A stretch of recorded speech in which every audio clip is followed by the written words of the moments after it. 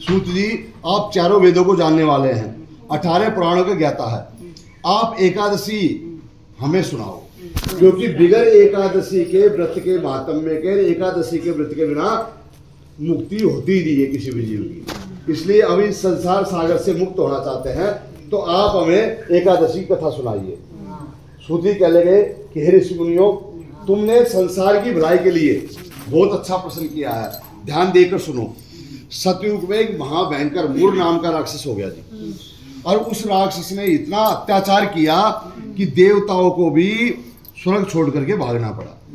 सभी देवता उसके अत्याचार से दुखी होकर के शंकर जी के पास गए कि प्रभु इस दुष्ट का वध कीजिए। शंकर जी बोले कि इसका वध मैं नहीं कर सकता, हम इसका वध तो विष्णु भगवान कर सकते हैं। सब देवतागण विष्णु भगवान के पास गए और विष्णु भगवान की प्रार्थना करी। जब वो प्रार्थना से भगवान प्रसन्न हुए तो उन्होंने कहा कि हे देवताओं, चंद्रवती नगरी में जो मुर नाम का राक्षस हो गया, उसने सारे देवताओं को, आप लोगों को वहां से बाहर निकाल दिया, तो उसको मारने के लिए और मुझे तुम्हारा दुख दूर करने के लिए और उससे युद्ध करना पड़ेगा। भगवान विष्णु उठे और युद्ध में आकर के उस राक्षस से युद्ध करने लगे। कई सालों तक राक्षस से युद्ध करते रहे, परंतु वह राक्षस हार नहीं सका।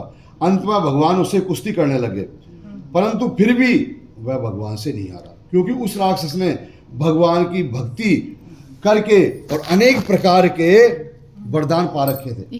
तो भगवान क्या किया जी, भगवान बद्रीनाथ के चले गए और वहां एक गुफा में सो गए जी।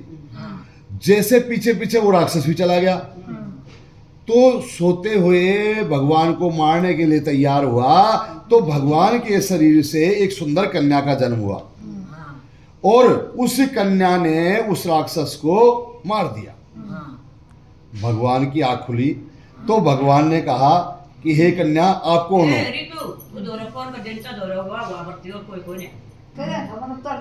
ऊपर तान के मेरे को बताई थी और सारियां तकाई दिए को बढ़ती तो साइन वाह वाह वो तो बुलाने बुलाई थी मैं का कह रहा क्यों तो वो बोली, का फोन आया, हे प्रभु, मैं आपके शरीर से आपकी योग माया से ही प्रकट हुई, परंतु तो बोले, भगवान बोले कि हे पुत्री, मैं तुमको आशीर्वाद देता हूं, आज से तुम एकादशी के नाम से जानी जाओगी, और जो तुम्हारा व्रत करेगा उसके घर में दूध, पूत और धन के अथाह भंडार भरे रहेंगे, और अंत में जो मनुष्य एकादशी का व्रत करेगा वह इस संसार सागर से मुक्त होकर के और विमान में बैठ करके स्वर्ग को चला जाएगा।